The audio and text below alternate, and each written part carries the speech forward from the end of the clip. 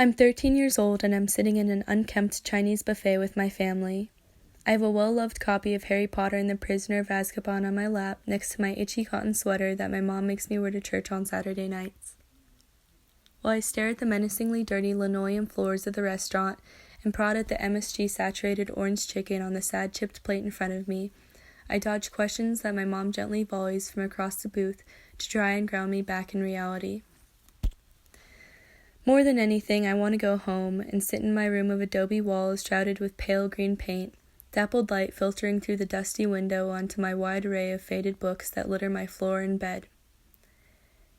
Here, my mind is free to roam as far away as it likes. I can graze through the pages of Percy Jackson and the Olympians and journey to the underworld. I can enter the wardrobe into Narnia and escape for 100 years or so. A series of unfortunate events sucks me into a dark dystopian beauties. These stories are the ones which I latch onto. They replace friends I never made, sleepovers I was never invited to, sports I was never any good at. When I am in my room, I am the hero, the protagonist of every story. It's deep in the thralls of summertime and I'm headed into my freshman year of high school. I've woken up to watch the sunrise and make breakfast for myself in the solitude. Steel-cut oats simmer on the stovetop while I peel enormous, juicy peaches from our family's tree, which is laden with hundreds of pounds of sweet, sticky beauty. As I sit in the plum-hanging chair on the porch to enjoy my meal in the crisp silence, I watch a giant orb spider meander across her art. My oatmeal with peaches, the spider in its web, my sleepy dog resting his small head on my knee. These are the only things that matter in this moment. Though I am alone, I do not feel lonely.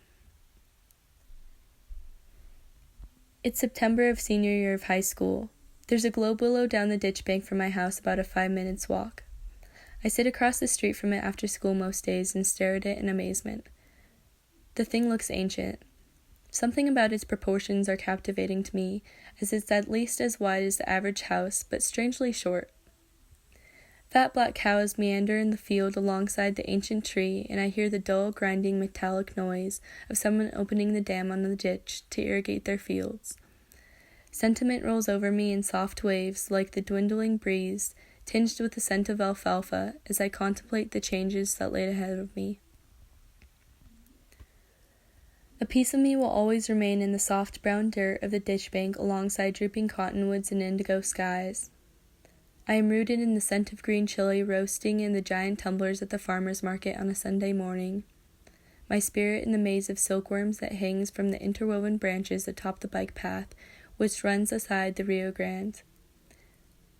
In the soft rhythmic hum of cicadas, my soul rests in the solitude.